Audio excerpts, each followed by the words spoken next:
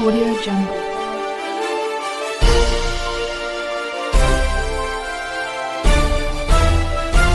Audio Jungle.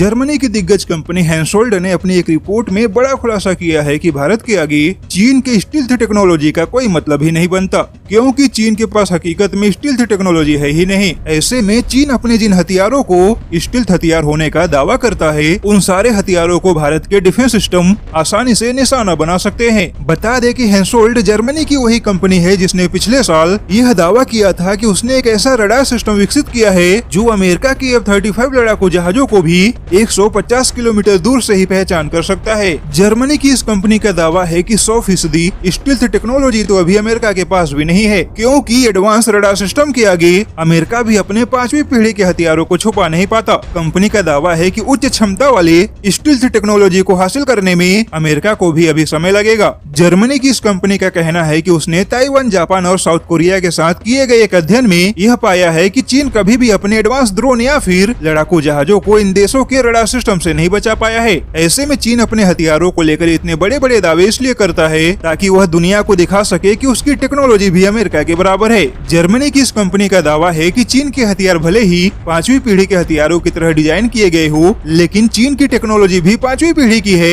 इस बात के कोई सबूत या फिर डेटा नहीं मिले हैं। और हाल ही में चीन ने अपने AR-500C नाम के ड्रोन हेलीकॉप्टर का वीडियो जारी किया और दावा किया है कि भारत के खिलाफ यह ड्रोन हेलीकॉप्टर चीन की सेना की काफी मदद करेगा, क्योंकि यह ड्रोन हेलीकॉप्टर एक साथ 80 किलोग्राम वजन के खाद्य सामग्री या फिर गोला बारूद की सप्लाई कर सकता है। चीन का यह भी दावा है कि AR-500C हेलीकॉप्टर भारतीय सेना की टोह लेने के साथ ही उनकी जासूसी भी कर सकता है। चीन के दावे के मुताबिक यह ड्रोन हेलीकॉप्टर पहाड़ी क्षेत्र में चीन की सेना के लिए कम्युनिकेशन का भी काम करेगा, यानी कि इसे पूरी तरह से पहाड़ी क्षेत्र में भारत के खिलाफ चीनी सेना की सहायता करने के लिए बनाया गया है। वैसे बता दे कि चीन के इस ड्रोन हेलीकॉप्टर की खूबियां भी चीन के बाकी हथियारों की तरह दावे पर आधारित हैं और चीन ने केवल वीडियो के अलावा दुनिया के सामने इसका कोई प्रमाण नहीं दिया है।